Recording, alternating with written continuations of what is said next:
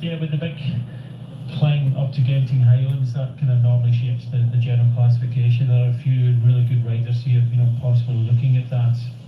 Of course, there are 6 and 4 on the finishing line, but if you can grab a couple of seconds, by the looks of things, it looks as if maybe some of the kind of GC contenders weren't there, because it looked quite quick there. Normally these sprint finishes, especially if there's a few seconds up for grabs, it's a lot of the kind of local kind of Asian teams go for that, and if they can get a few seconds here and there, it would be a pride and joy for them to have the leader's jersey maybe in a couple of stages to come. Yeah, most definitely. Last year, that stage to the Genting Highlands was won by Ivan Ramiro Sosa, and he was also the winner in the end. We have been, I don't know what the comms there is indicating, but we do see that the lead of our Mongolian leader has now dropped to 1:36 after that acceleration towards the intermediate sprint. Yeah, last year the race was won by Ivan Ramiro Sosa of the Movistar team. Maybe you remember that Movistar were really scrambling for points to stay in the World Tour. Luckily for them, they started winning with the likes of Ivan Garcia Cortina, and of course that podium place by Enric Mas in the Vuelta was very helpful in terms of making it to the World Tour for another 3 years. Here's the confirmation. I was wrong there, Jose, because Simon Carr and Michael Valgren taking the 2 and the 1. So Simon Carr taking that's intense. Mm-hmm. The rider there in second place. That's a 2-second bonus, and like you say, it could come into it. It looked quite quick. It's very difficult to see from the drone footage, and 2 and 1 seconds. If it's up for grabs, then why not go for it? And it did look as if, with the fact that Michael Valgren, probably a better sprinter than Simon Carr, but it looked as if Michael Valgren led out Simon Carr. He took the 2 seconds and Valgren just rolled over and took the 1. So very difficult to see from that drone footage because we never saw the front of the peloton. No, Simon Carr is indeed one of the riders to look out for. Also Jefferson Alexander Cepeda, also of the EF Education Easy Post team, is one of the favourites when it comes to the overall classification. They also have Norwegian rider Christian Eiking, Tom Scully, Michael Valgren and Jordi van der Lee on the team of EF Education, led by TJ van Garderen and Martin Breschel. Interesting story about Jordi van der Lee. He was part of a club team actually, but really excelled in the online cycling, in the Swift competitions, and based on the values that he pushed in these online cycling competitions, he was offered a deal at EF Education Easy Post. He has the same trainer as I have, former pro Michel Creden. I cannot guarantee that I will end up with a World Tour team anytime soon, but Michel was absolutely instrumental to getting Jordi to the World Tour. It's a rather interesting story. I'll tell you a little bit about that later this week when we have him on our footage. But yeah, one of the 2 World Tour teams here, and Simon Carr starts with number 1, the man from the UK/France, could say. He grew up in the south of France. And this is the typical Malaysian weather, isn't it, Brian? Sunshine and then pouring rain. There it is. This time of year, yes. This is monsoon season. I've been here multiple times and never had any raindrop at all. For real? Never. Yeah, never had any. Because this race used to be in March. That's true. I think the Commonwealth Games was February, maybe even. Yeah, February, March, start of the season, which we come over here with really good temperatures, and then the Commonwealth Games was in our summer. But this is like the rainy season, and I don't think this country will mind. They don't mind a little bit of rain, and as you can see, the spectators at the side of the road are still in t-shirts. It's still warm enough. They won't worry about it. I think most of them would rather have a little bit of rain in these conditions rather than the kind of really hot temperatures that do come to this part of the world.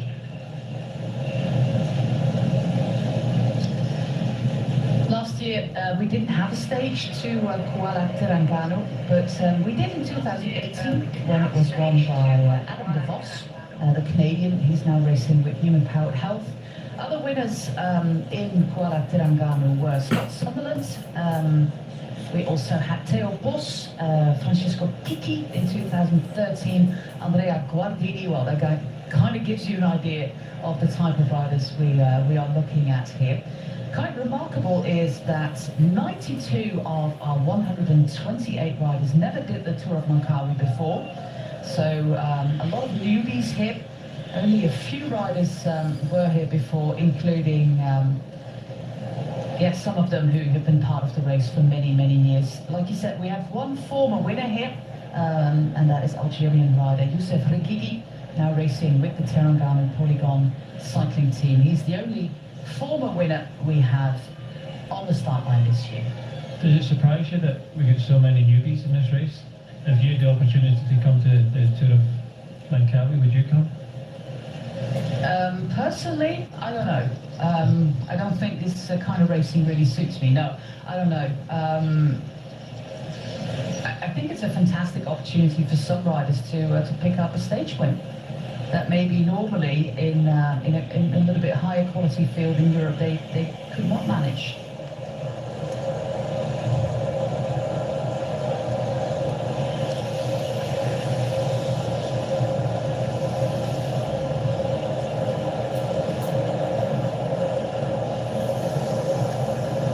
Looks like we don't really have the accurate time gap because it's been stable at the 1:36 mark for quite some time now. They nibbled off a minute at the intermediate sprint. We still have one intermediate sprint to go in the town of Tok Jamal, and that is going to be 18 kilometers from now.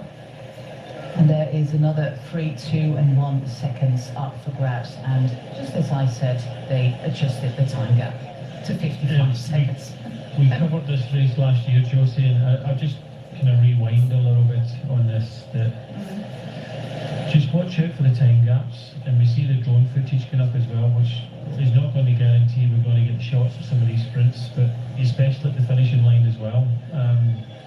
Be very attentive because sometimes the kind of ticker isn't exactly right, and we're inside the last kilometre sooner rather than later, so just be very attentive coming into the finish. I remember last year that you were just like frantically waving at me that we were inside that final kilometre because the Flamme Rouge was not there, or I just missed it, and all of a sudden we were at the finish line. But we can see this man already glancing over his shoulder, and he doesn't have the same determination as he had at the top of the broadcast, so he knows that the adventure is over. It might give him the mountain jersey, but then it all depends on if he finishes ahead of Mod Sharif, the rider of the Terengganu team, who has the same amount of points as he has. The thing is, Josie, he knows he's just kind of hanging out there. He'll know the situation of the race. I think it would be an intelligent move just to sit up and come back and save a little bit. If he wants that mountains jersey, and it's important to him and the team to be on the podium, then he sit up. He was looking back, so I think he's kind of knocked it off a little bit. And his job is to, like you say, finish in front of Mod Sharif, because if he does, he gets that King of the Mountains jersey, because it normally comes down to, the categorization of the climbs is 2-4 category, so, they're equal, and, they both won one, which, again, they're equal, so it comes down to stage place in the end.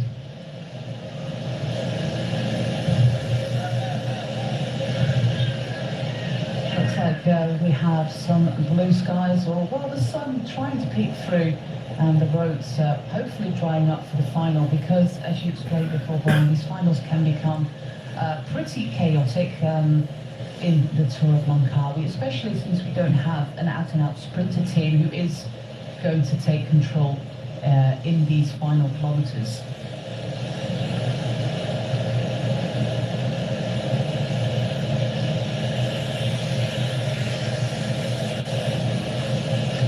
"38 kilometres to go here from the first stage of the Tour of Langkawi. We've got 8 days, so 8 stages, no time trials, which is quite common if races are quite far away. They either do a time trial on road bikes or they don't do a time trial at all because it's quite costly to fly all the equipment to the other side of the world. If we look at the course, we start here on the east coast with 2 stages. Last year we stayed on the west coast for the entire tour of Langkawi, and we actually also went to the island of Langkawi, which is not what we're going to do this year. We are going to stay on the mainland. We are staying on the peninsula. And if you look on the map, to the south of this peninsula is Singapore, and to the north of this country is, of course, Thailand. We have the South Chinese Sea at the one side and the Andaman Sea on the west side of the country. There's a lot of seaside racing, because once you move inland, just even a little bit, you have some elevation. But today we only had 2 climbs, and to give you an indication of our climbs, the first one was 300 meters at 7.3% average. The second one was 1.3 kilometers at 7.8% average, and that is where this man attacked. Like I said, he is the winner of the Tour of Thailand, where he did the exact same thing, riding away solo, taking some time on the competition, and that was enough to be the overall winner of the Tour of Thailand 2023. If you are interested in global cycling, not only Asian but also riders from other countries, then Europe, Global Peloton is a fantastic resource for this, and they helped us tremendously with some favourites and getting to know this field, which is quite unknown to me as well. We'll get to know them throughout the week. But on day one, it's already quite difficult to establish the top sprinters, apart from the ones that, quite honestly, we know from the European racing already. That's the thing I love about covering these type of races, is because you always come up against riders that you don't really know, and you can kind of spot talent as well. The World Tour races tend to be formulaic, and all the riders, what's going to happen. It's all kind of controlled, and for these type of races you really don't know what to expect. And I would say, you always expect the unexpected, of course, but in this race you don't know who. We know some of the favourites. We know that sprinter-wise, Decline is here for Beautiful Cycle. We know that Syriza is here. But there's a whole load of other riders that we have to kind of throw into the mix in this sprint today. And same for the general classification. You never really know. And we are kind of blessed with a lot of kind of Asian talent here. But for the moment where the rain is on, I know it's raining in Tour Luxembourg, but because the rain is on, I have to mention I'm going to go spotting over on the right hand side. You can see Callum Johnson. He's a rider in the white and the green, the only Scot in the race.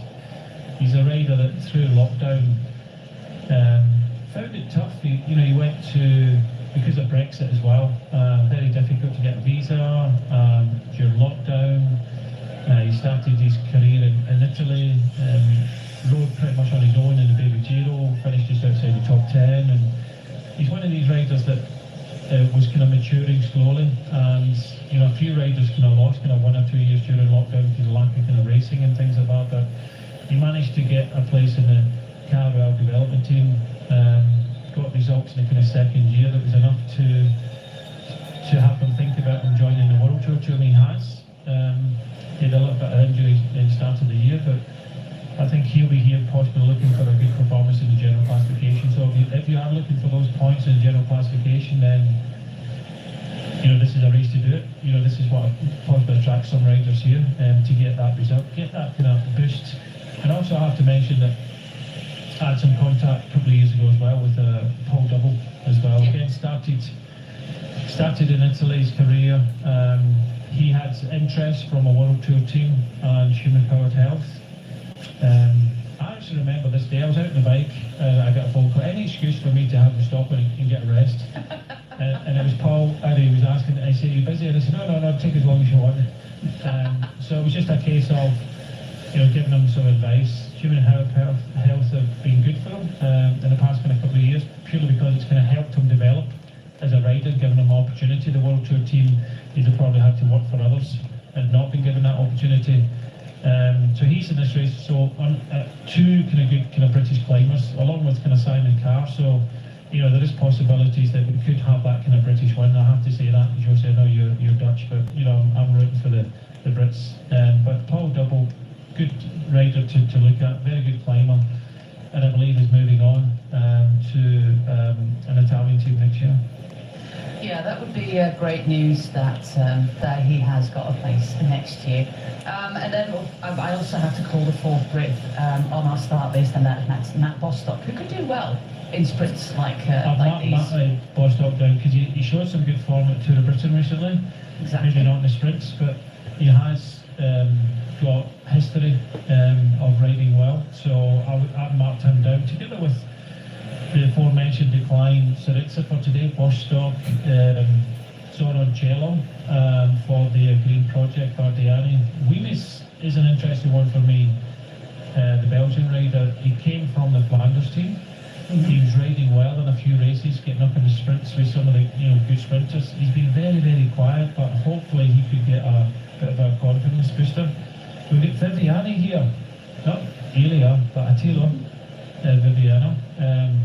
And then I would say that the man of this stage, we have to mention the K.Terengganu team, both riders, Maud Saleh and Yusuf Regigi.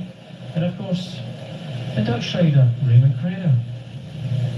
Yeah, he's been part of the team from Japan for quite some time. They also have the Japanese champion there, Masaki Yamamoto. 5 national champions on the start list, road race champions, that is.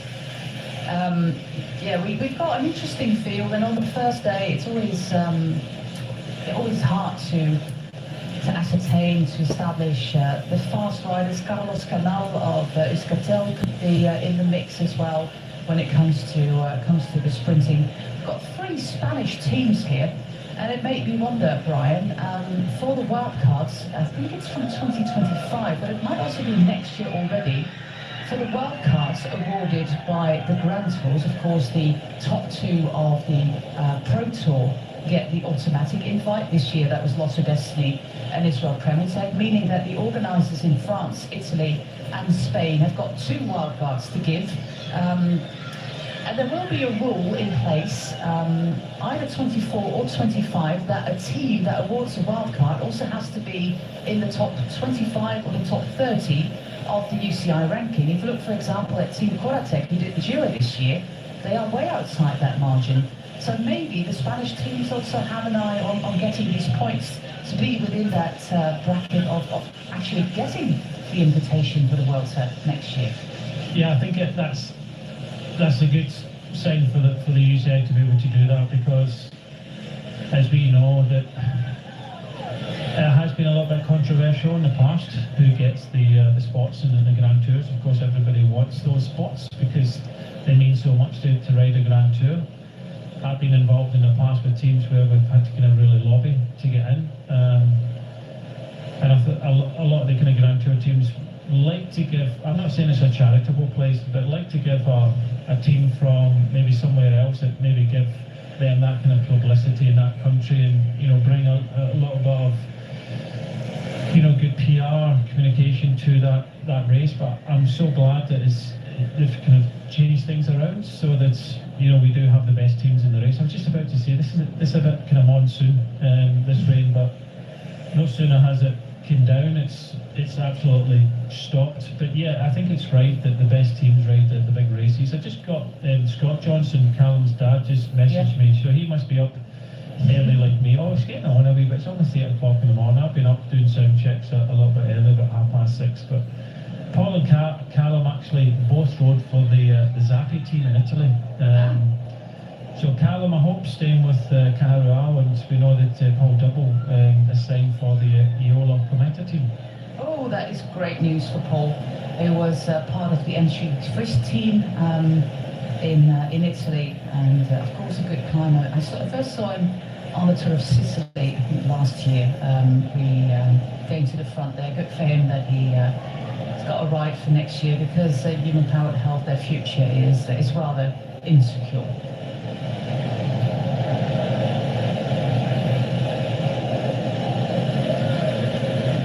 From very wet roads, we go to rather dry roads here with our lone leader. He's still at the front, our man from Mongolia. Mongolia is a huge country with a very small population, and they've got, last year, Nambayan Sambayar, he was 10th in the overall, and that was in a field with a lot of World Tour riders like Sosa Yukarthi was second, Torsten Treen third, George Bennett, Rubio, Chavez, Sepulveda, Ruben Fernandez, and then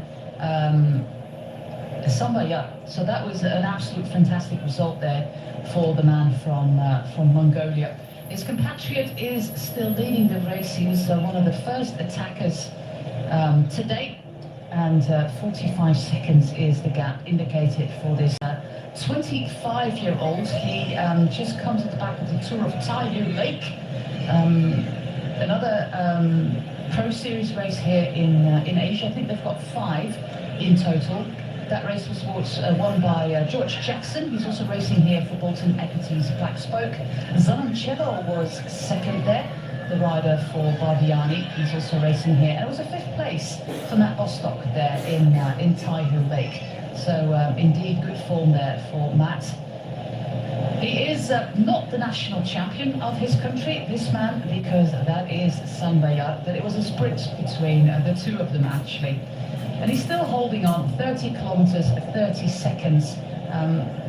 Hopefully for him, he will get rewarded by the King of the Mountains jersey after his efforts today. We've got 4 jerseys in the race, of course, the leader's jersey, a points jersey, a King of the Mountains jersey, and then a jersey for the best Asian rider in the GC. And Asian riders, for example, also include the Federation of Kazakhstan.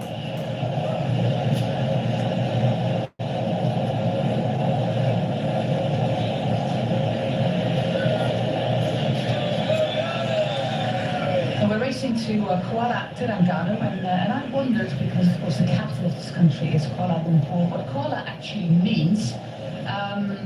It's used in the Malay language in both Malaysia and Indonesia, and means confluence or meeting point. And in the case of K.Terengganu, it's actually an estuary of the river, the Gombak River, that goes inland here at K.Terengganu, and the same goes for Kuala Lumpur, the capital city, and that is where we will end this race at the Petronas Towers, the world famous towers there in the Malaysian capital, because this race is officially called the Petronas Le Tour de Langkawi. I just find it fascinating that it's Le Tour de Langkawi instead of the Tour of Langkawi, but they prefer the French name for the race.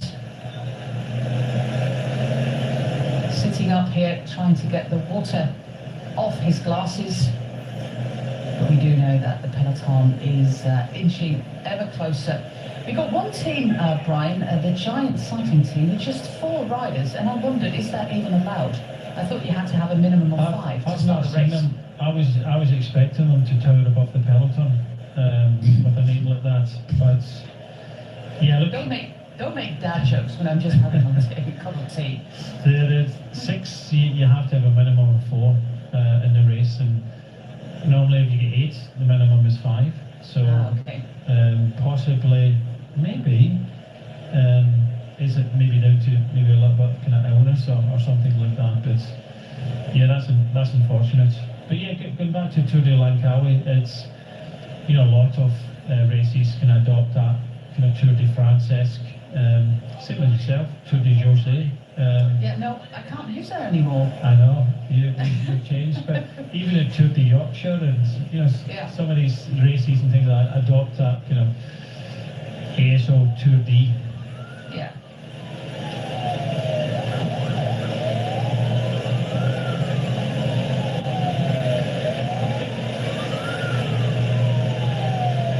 We also have some sports managers that we know from times past. For example, the Hengshang cycling team is led by Fu Yuli, a rider that we know from Radio Shack back in the time. I think the first Chinese rider, part of Discovery, Radio Shack, and all the names that team used to have. So that is a famous name from the past from Asian cycling. We also have some other sports managers that we know from their own careers. It's still the Tudor Pro cycling team, very confident, of course, in the likes of Arvid de Klein. You might remember the Milan-Turin race earlier this year. That was, I think, his biggest victory to date. He also won a stage in the Deutschland Tour, which was at the end of August, so about 4 weeks ago, won the stage to Bremen. So yeah, some good form for Arvid de Klein, who is doing the double. He's doing the Tour of Langkawi and then travelling on to China for the Tour of Guangxi that is finally back on the calendar for the first time since 2019. And that has, of course, to do with COVID and travel restrictions in China. A race that will be broadcast here on Eurosport, GCN Plus and Discovery Plus as well. Yeah, if we look at the course from now on, it is as flat as it comes. KUALA Terengganu is actually on the seaside, so it is sea level, and we are racing towards Terengganu, towards the north, and then making a turn back towards the south. The little, yeah, the wind, it's hardly anything to speak of, but in the final it will be a tailwind for them when we finish right inside the town of KUALA Terengganu, which is the capital city of this province. I think Malaysia's got 13 provinces, and this is one of 13. Terengganu, the name giver of the team as well, the team of Yusuf Rigi.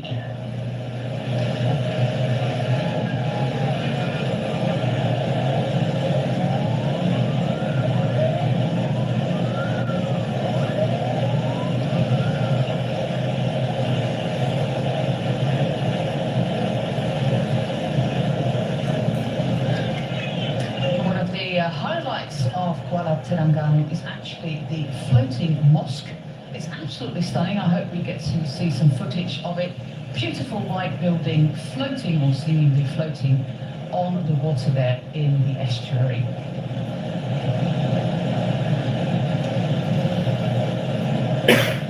Rather big town, 350,000 people live in KUALA Terengganu. This man still holding on to a very marginal lead. It's a really long stage, actually, 187.4 kilometers. I'm just going through my sheets here. I think it's actually the longest of the week. We've got 3 stages in the 180s to start with, which is a good amount of kilometers to say.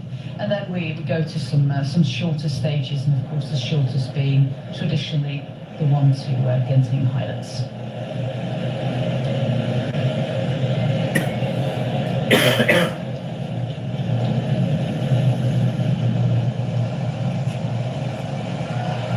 Also very active at the front are the Caja Rural team, the team of the aforementioned Callum Johnston.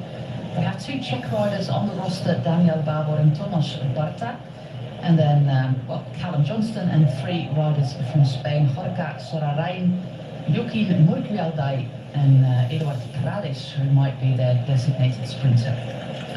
Yeah, I was just looking at that because Callum's doing a good job there, looking after the team, keeping them out of trouble, and that's the big thing in this race, keeping out of trouble. But I know it's kind of at the back. It is a little bit sketchy. Like I said before, this is a big race for a lot of Asian teams, and they do take a lot of risk, so better to keep out of trouble. The average pace so far has been around the kind of 45 kilometres. I know 180 kilometres is a long way, but when you consider these roads kind of long, flat, they're quite fast, the wind is helping them. It would be a little bit different if it's more of a headwind, but just wanted the flag coming up. There is third sprint of the day, 21.5. So coming up quite soon, so we could see another search from the boys in pink to try and take some of these bonuses. And we do see a search then, it could be 3 seconds rather than 2.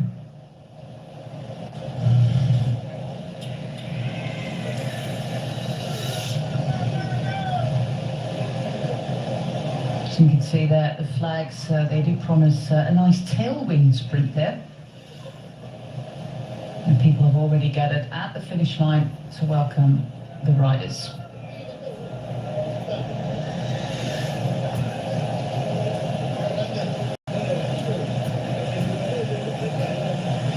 We are in the final of this first stage of the Tour of Langkawi. We started in Kerteh and we have a finish in K.Terengganu, the capital of this province. We are on the east coast of the Malaysian peninsula, and this is still our leader, the 25-year-old rider from the Royan Insurance Online team. He's from Mongolia. His name is K.Terengganu, and yeah, he's been on the attack since about 50 kilometers now. He attacked on the second KOM of the day that came at 74 kilometers from the line.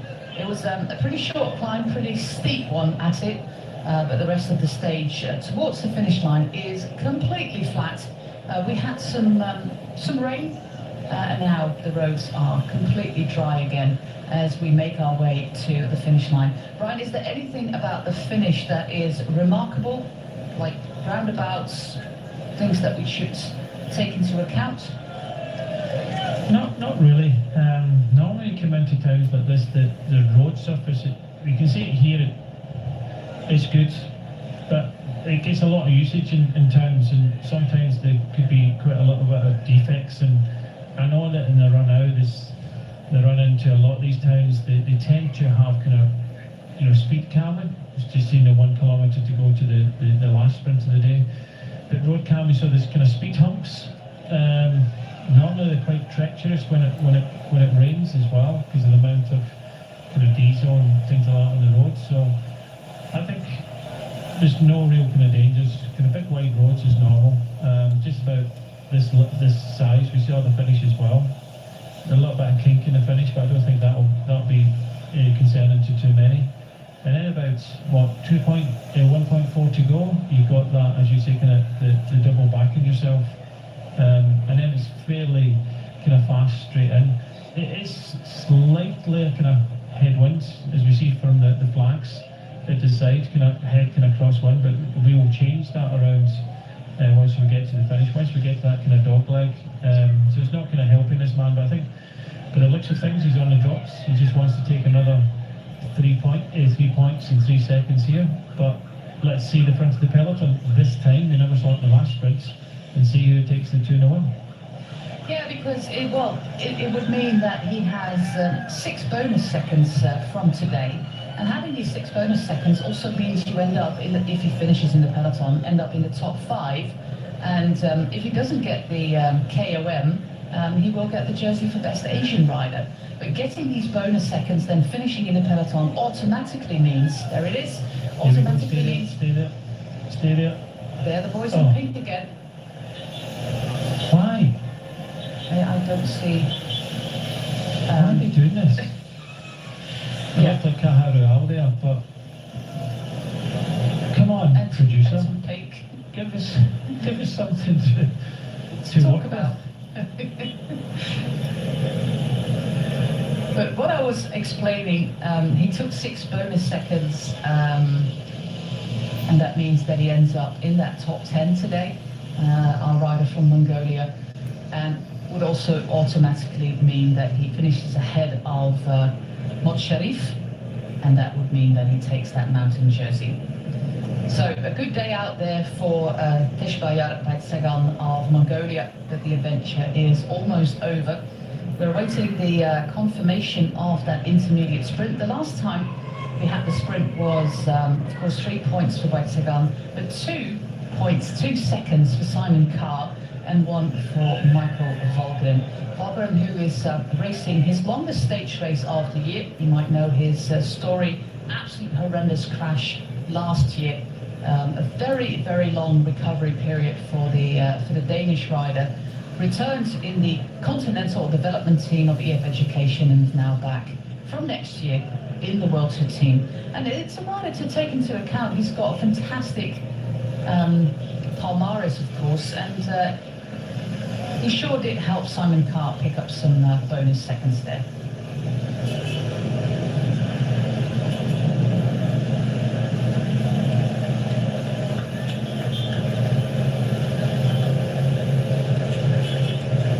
And there is the sign for 20 kilometers to go. It's also the start of the waste zone, so that means that you can throw away your bottles and your wrappers and will not get a fine from the UCI commissaires. Commissaires are quite necessary for a race. This weekend there was also supposed to be a race in Italy called the Adriatica Ionica race. It's a race organised by Moreno Argentin. But it was cancelled the night before it was supposed to be starting. Most of the teams were already there. Some didn't travel because there was also already some rumours that things were not really the way it should be. But they didn't have a jury. They didn't have commissaires. There was problem with police, with security. According to the organisers, they will explain the entire story and what went wrong later this week, but it's quite a remarkable story. A 3-day stage race that was cancelled 16 hours before it was actually due to take place is quite remarkable. Here we have the outcome. Thomas Barta, well, the first one is not correct, I'm sure, because we still had our leader. But then we had Barta in second and Johan Boek, the man from Catalonia, in third place. So no points, no seconds this time around for Simon Carr and Michael Valgren.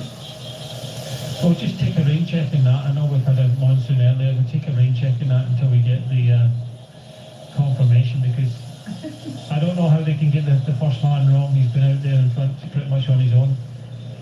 There's the correction, the correct outcome. They're just typed wrong. 121 or 191 is of course an easy mistake to make if you have to get the graphics up. But I know that from it. You know, it's quite a frantic thing to get the graphics on if you are in the production facility and usually a truck at the finish line. You have to type these numbers, and mistakes will be made, Brian, by other people and you. You haven't got the producer? I might have. I think he's British, isn't he, the producer here? Is he? Who is he? Tell it who he is, and I'll get in touch with him. I'll have to go through the entire road book again, which I did yesterday. Don't worry, I'll get that later. He needs a little bit of help, especially on these sprints. Yeah, it would be nice. That was one of the pivotal points, of course, in our coverage, to actually have that, but we did not. I must say that the road book is actually a really good one.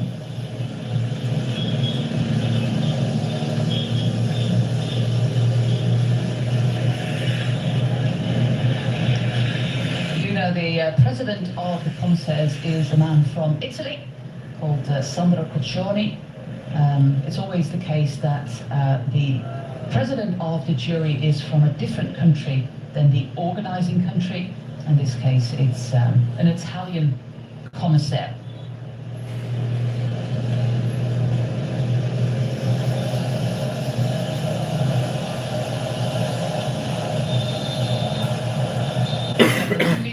Is from Malaysia. His phone number is in the road book, Brian, so you can give him a call later today, if you please. Yeah, thanks for that. Now, I believe that one of our very own Graham Johns is possibly out here, so he might be kind of helping, so I might get into contact with Graham the next. That was the name, indeed, but they're not as producer. Yeah, I think he's here helping the race. Very experienced ex-professional rider, rode for Crucial and Walber back in the day. Very good at organising and helping organisations in races and events and things like that. Very, very experienced. He's the race director, indeed. Yeah, Philippines now, race director. But you can only do so much. If he is the race director, then I'm more than confident we'll have kind of safe passage. That would be the car right in front that Graham is in. But you can't deal with everything. Possibly he's not seeing these pictures, but I might give him a shout later on to just go and have a word himself with the producer to help us. Yeah, very helpful to have that. I also didn't see the moment that our lone leader was caught, so I assume he's been caught, but I didn't see the exact moment. So we have a complete peloton with some sprint trains already starting to form here with Equipo K.Terengganu. That's the dark green there. On if you're watching the right side, if you're riding the left side, we have Tudor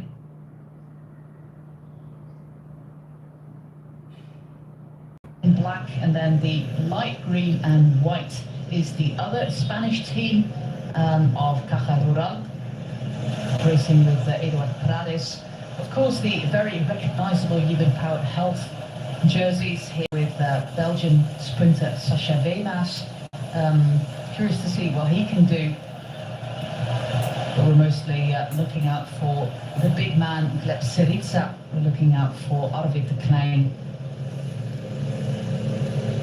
But these sprints can always be, or are always unpredictable. And also for these riders, I read some reactions that on these first one or two stages, they're also a little bit in the dark as to who their main rivals are going to be. You don't know how their form is. There's a lot of unknown riders for many of the European teams here, so it's always quite difficult to establish your main rivals. But I think Tudor have absolutely made it clear today that they're going for the sprint win here with Arvid de Klein. They've got Michael Zeilaert as the main sprint lead. We saw that in Milan-Turin, the biggest victory there. Fantastic lead out by Michael Zeilaert, the two Dutch riders. Danish sprinter Sebastian Koolse-Changizi, a young man still, would also be part of that sprint train. And then we have three riders for the GC with Frodefo, Bello and Hannes Wilksch, a young German rider who had a top 10 in the Tour de l'Avenir. Just to let you know, Josie, the ticker is out by 3 kilometres at the moment. That was a 15 kilometre to go. So now it's just moved down to 17 kilometres. So we just moved through the 15 kilometre to go. So we do have our challenges with the graphics at the moment. I don't know if that was the floating mosque that they just saw just a moment ago as well. But it's been a while since I rode this race. But this reminds me, when I think back to these races, and this race in particular, this is like old-fashioned keirin racing without the motorbike in front. This is the sort of sprints that we're going to take on, and I think today might be a bit similar. You might have kind of the one team riding on the fronts, but everybody else, so it's a bit like an old-fashioned keirin racing, which in this part of the world is very, very popular. Yeah, of course, the legendary Aziz Awang is from Malaysia, the Olympic champion in the keirin.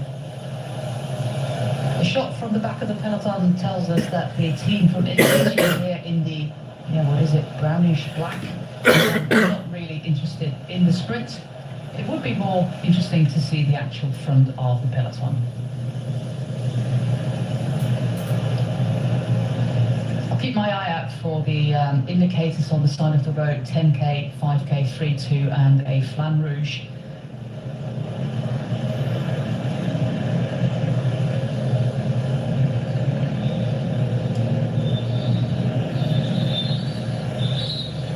Don't have a helicopter shot here to see the composition. Oh.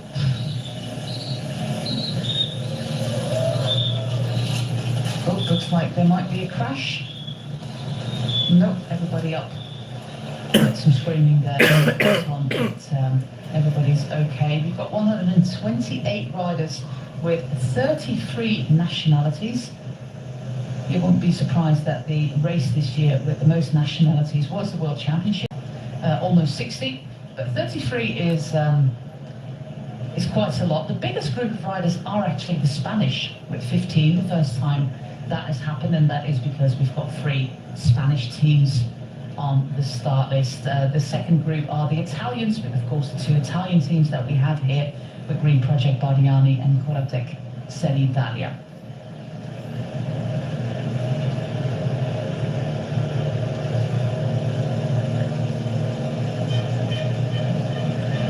So we've got 2 camera bikes, one at the front and one at the back. One at the back is not really insightful, the one at the front is more interesting. The road is really, really wide, so we can have 10 teams racing at the front at the moment. There is a car parked rather unlucky there, but we're going towards that final 10 kilometers on this opening stage. It's the longest of the week, 187.4 kilometers. The last time we did have a finish here in K.Terengganu was in 2018, and that was Adam de Vos, the former Canadian national champion. He won that stage in 2018. He is racing here, but of course the Human Powered Health team have a stronger sprinter in Sacha Wemas, the Belgian rider.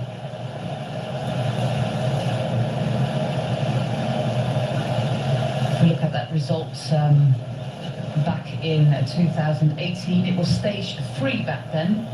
It was Adam de Vos ahead of Kim Dae-won. Sofiki, Harry Sweeney was 4th. Manan, Eric Young, Saleh, not the man who was already there many, many years ago, Luca Paccioni, Dylan Page and Marco Pump. Only 5 years ago, but a completely different world. That was the year of Riccardo Minali, if I remember correctly, winning a couple of stages there, the Italian of the Astana team. See the Pink Brigade coming to the front there with Simon Carr, Jefferson Cepeda, Christian Eikenton, Scully, Michael Valgren and Jardi van der Lee. Who would be the rider, Brian, of the EF Education team that they might be riding for, or is this a case of just keeping your GC riders safe? I think looking at it, the EF Education here have come with one goal, and that's to win the general classification, and when that's the case, you keep your rider safe. I already mentioned that these are tricky sprint stages here. This is a lot of pressure on a lot of these nation teams to get these points, to get up there, and everybody thinks they can sprint, and I'm not joking yet, it is like Kieran racing on the roads, old school, not what it's like at the moment. So I think it's just, looking after Cepeda and Simon Carr. Cepeda is, I think, one of the kind of favourites for this race. I know Hugh Carthy was here last year and was out kind of smarted and outridden by the Movistar team, but they come here to win this race, and why not? They've got a very, very good team, but Simon Carroll's just picking up some seconds and points as well, so they've got a couple of options. So when you've got, I think, one of the favourites or the favourite for the race, then you have to keep them out of trouble. Yeah, of course, the 3 kilometre rule applies in this race as well.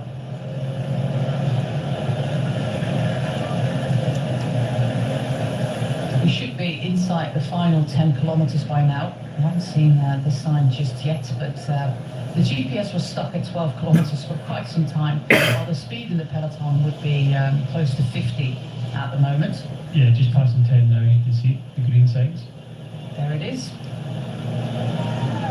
With some drone footage there. At certain points they have installed the drone. It gives us a nice little overview. We have a lack of helicopter footage here, and sometimes it's nice to have an overhead shot to see what is happening. We see the Green Project Bardiani getting to the front there as well, with Zanon Cielo here with 6 Italians, Luca Covilli, Lorenzo Conforti, Davide Gaburo, Matteo Scalco, Manuele Tarozzi and Enrico Zanon-Cielo, who had a good run in the Tour of Taihu Lake. That was only a couple of weeks ago in China.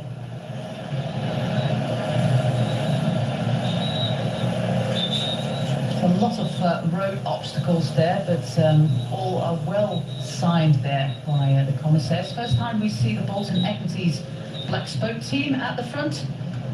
They have the youngest man in the race with George Jackson, Bailey O'Donnell, Matt Bostock, Josh Burnett, Logan Curry and Luke Mudgway.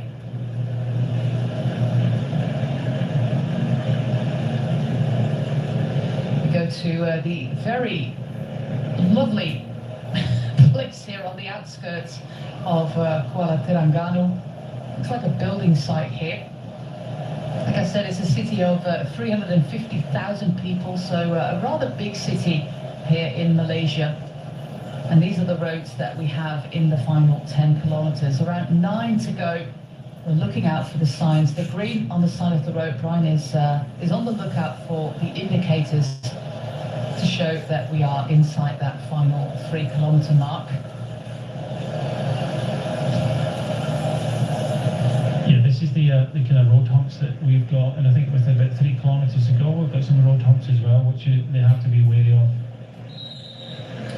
Yeah, luckily it's completely dry here, so no, well, there is always danger of crashing, but not as big as it was when everything would have been soaking wet. At the end of the peloton and back to the front now with 5 riders of the Tulip Pro Cycling team. They're led here by Marcel Sieberg, of course the former lead-out rider of André Kerteh, the German. He is the sports director here for the Tulip Pro Cycling team, and they have made it clear abundantly so far that they are here to win the stage and to get that first yellow jersey. Tomorrow is going to be an even flatter stage than today. So if you win today, you already have a good chance to stay in that leader's jersey for quite some time. We also have the orange team of Euskaltel getting to the front. Their sprinter, according to the press release that they issued, is Carlos Canal. Wouldn't be the first name on my list. I think we have 2 big favourites with Arvid de Klein first and foremost, and quite possibly Lev Saritsa. But Brian, I haven't seen a lot of Astana, Kazakhstan at the front. No, they were riding earlier on today, but I think you're right with Saritsa. This last year he broke into the kind of mould of a sprinter, as you say, a bit of a kind of hulk of a guy, and you know, he was very successful last year. He rode well in an event in Norway as well. So but since then I've seen him kind of lead out duties with Mark Cavendish a little bit earlier this year, but he hasn't had many results. Maybe he could break the back of it today, and I hope he does. I hope. You know, I was really kind of pleased to see him getting up there last year. Incredible talent, and I think he started the year riding in Spain, won some races there, and you know, Astana decided to give him a contract. But since then, he's not done too much. I don't know if he's suffered from injury or illness, but I think the test is going to be today. And you always have good memories when you come back to a race, no matter what your form is. If you've done well in the race before, you come back, you get good memories. On the flip side, you know, if you've had bad memories, you have bad memories, you come back to the same race. But I think with the fact that they put one rider up into front initially means that it's over there. But I have to say that Arvid de Klein, if they get this right, then he is the man to beat. But I say this loosely, kind of. If they get it right, because as I said, this is the first stage. Everybody a little bit fresher. There is the fact that you can get blocked in a little bit. So if they do get it right and Arvid de Klein gets a clean passage to the line, then he definitely is the man to beat. Yeah, most definitely. Lev Saritsa, he won the opening stage last year and then had 2 second places in 2 other stages. We're on the coast. This is the South Chinese Sea, as we are approaching the 5 kilometer to go mark. Really nice wide boulevard here. Some good views. Riders will not be particularly interested in those. And we'll be happy that the hotel for tonight is just a few kilometers from the finish line. What they do here in Malaysia, they've got the transfers in the morning before the start, and then the hotels near the finish town, except for example, Genting Highlands. But there's always a lot of travelling. We stay on the east coast. There's the final 5K. We stay on the east coast for 2 stages, and then move to the north, and then back to the west coast of the country. Like I said, no Langkawi this year. The island of Langkawi, that is, where we had 2 stages last year. We stay on the main island here of Malaysia, the peninsula.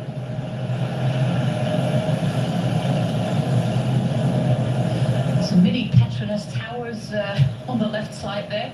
Slightly smaller than the ones we will see next Saturday on stage 8, where we have the finale of this Petronas Tour of Langkawi, finishing in front of the world famous Petronas Towers in Kuala Lumpur.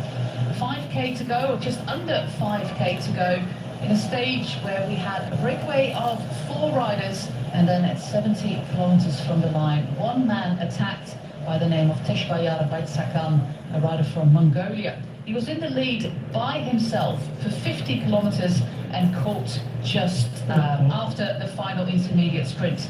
Now it's up to Bolton Ecclesie's Black Spoke with their fast man, Matt Bostock, who had a good run in the Tour of Taihu Lake. And yeah, did Tudor get boxed in there with the little deviation? No, it's just the way the road furniture went there. It's the wind is coming from the right of our screen to the left, so everybody trying to get a little bit of shelter on the left-hand side, and the road opened and then narrowed again. And the thing is, I said just a moment ago, you have to get this right, but in getting it right is making sure that your sprinter is in a good position. And you might have to sacrifice, this is what I'm talking about, is pushing everybody out, and then, one rider finds himself in the wrong side and doing a bit of cyclocross there, which is very, very risky indeed, because this bridge is coming up and there's no way back from that. So he managed to stay upright okay there, because he realised that he had to go to the left-hand side there. But this is a big danger, so it's pushing the riders over to the right-hand side, but you can't get pushed back in this very, very quickly, so you really have to maybe burn your matches. 3 kilometres to go now, so it's keeping them. It's very, very early to be at the front now, but I think a case of safety, positioning, you have to really take this on one-on from the front.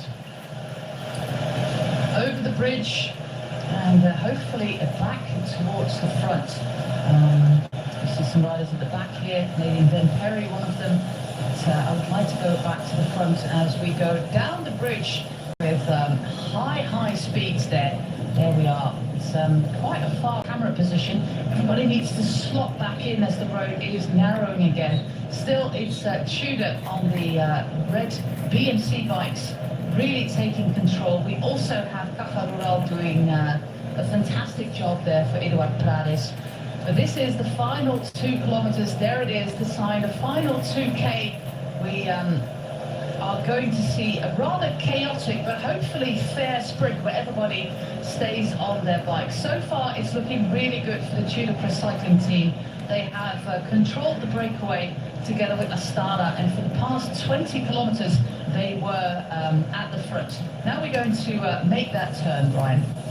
Yeah, we're coming up very quickly to this turn, and we changed the wind direction as well. We've started to sweep round this bit of a kind of dog leg, and then we'll start to see the 1 kilometre to go. Here we go, turning and swinging right here, but there's a lot of teams getting involved here. KUALA in the white and the green are probably in prime position here, but with it, just as I say that, they get swept into the left-hand side. Camera work, bear with us on it. We're going towards the final kilometre of our opening stage. Last year, it was the first professional win for Gleb Syriza, who is going away with the first leader's jersey in the Tour of Langkawi. This is the final kilometre coming up. We still have Tudor Pro Cycling at the front. KUALA very active there as well. We see some human powered health colours coming to the front, but it's really, really hard to see. We have Green Project Bardiani there with Zamoncello, but for now I see a lot of black jerseys for the Tudor Pro cycling team. Taking command now are Human Power Health. They have a fast Belgian rider in Sacha Weemans. Like Brian said, not the most fortunate of seasons so far for Sacha Weemans, but it would really mean a lot to him to get that win. This is the final. We have many teams. It's really wide. Tudor are gone just a little bit now. Klepsevitsa is getting to the front. He's opening the sprint right now. The really big man from Astana. Is he going to repeat his performance from last year? It looks a very solid sprint there from Klepsevitsa, but the line is still far away. The man from Human Power Health on the other side. It looks like Decline has it. Decline. Yep, and that is the mark of a sprinter, leaving it rather late. He kept his head cool when Klepsevitsa opened the sprint really late, then came out of the wheel and did what everybody expected him to do and rewarded the teamwork of the Tudor Pro cycling team. It was a chaotic sprint. You can see that. It's clear, chaotic. Pictures weren't that brilliant either, but we'll put that to the side. But it was a chaotic sprint, and you can see that. I think in the run-in it was really important that you really looked after your sprinter in the run-in rather than the lead-outs.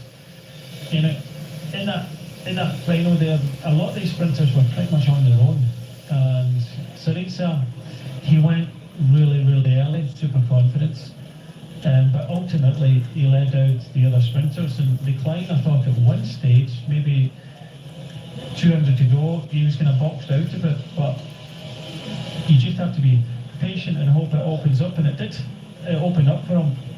It was very close in the end, but I think Decline got that one. Looked like the boss was there as well as Syriza, so I think the riders we talked about were definitely there. We'll see a repeat of it, but very messy. They had to decide themselves what they were doing, but I think Syriza, big mistake there is, and it's always the same when you see that finish there and you're in a good position, it opens up for you. What do? Do you take that risk of just holding and then getting swamped and then blocked in yourself, or you open up? And he opened up, and it was just pretty much a lead out for the other sprinters in the end. So messy, but a good win from, I think we said, the favourite of the day, Arvid Decline for Tudor Pro Cycling. I would like to see a repeat of that sprint, maybe with some drone footage. Keep your fingers crossed.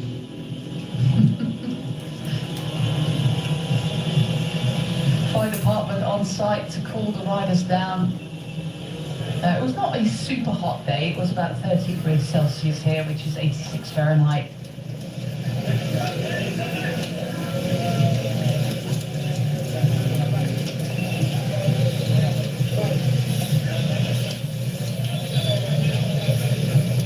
It will be interesting to see the top 10 of today's stage.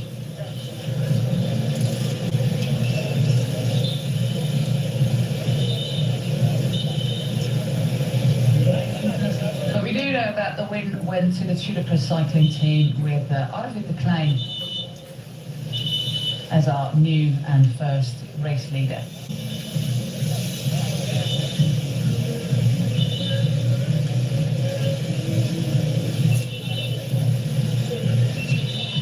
The St George's Continental cycling team here from Australia, with Matt Rice, Will Cooper, Connor Sens, Dylan Sunderland, Riley Fleming and Jackson Medway. I think Jackson Medway, the youngest rider in the race. Is this a replay of our sprint? No, it's not. Yeah, it is. But from a vantage point on the moon. This is where the drone footage started. I know we keep on mentioning about the footage. It's not easy to do this, especially with drone footage, no helicopter. So, I appreciate that. Just kind of bear with us. It's a little bit kind of tongue-in-cheek.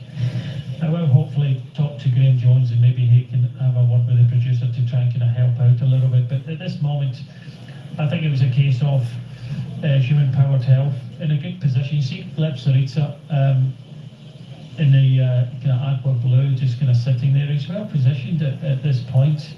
They're all kind of just waiting, but it opens up just here. And I think Arbor Decline opens up. You can see that Arbor Decline in the black, just to the kind of left. And I think DeVos was on the wheel of Syriza. He was just kind of leading out. DeVos goes right, Klein goes left.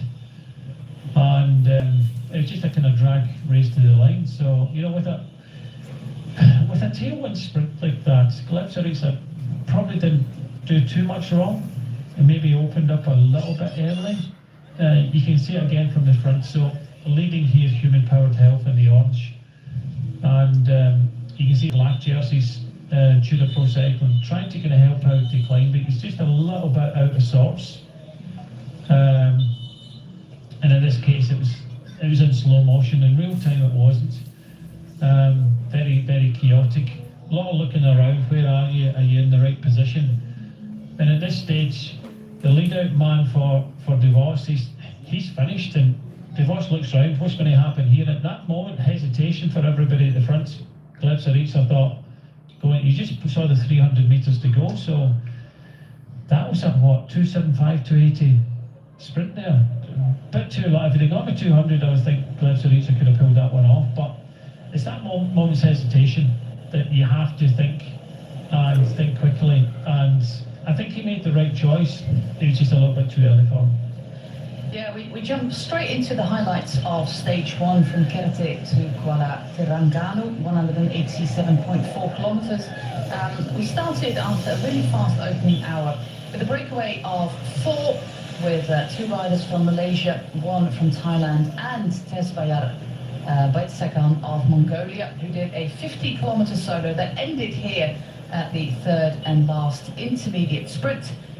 And then we are going towards K.Terengganu along the seaside for our sprint towards the finish line. Here we have it, the footage of the sprint where Tudor Pro Cycling did a wonderful job in protecting Arvid de Klein. And the final sprint here, Syriza going really, really early. In black, Arvid de Klein. I think it's actually Sasha Wemas there in Human Powered Health, but a good sprint there by Arvid de Klein. Nothing to say about that. And really, really rewarding all the work that his team have done here, with Pelot being the one helping out with Natarov, keeping the break in tow. Yeah, tomorrow we're back with a slightly shorter stage, 1 kilometer shorter, from K.Terengganu to Kota Baru. We'll be on 1 hour earlier, which will really plays Brian because he has to get up at 5 in the morning. But do join us tomorrow again from the Tour of Langkawi with Brian Smith and myself, Jose. See you tomorrow.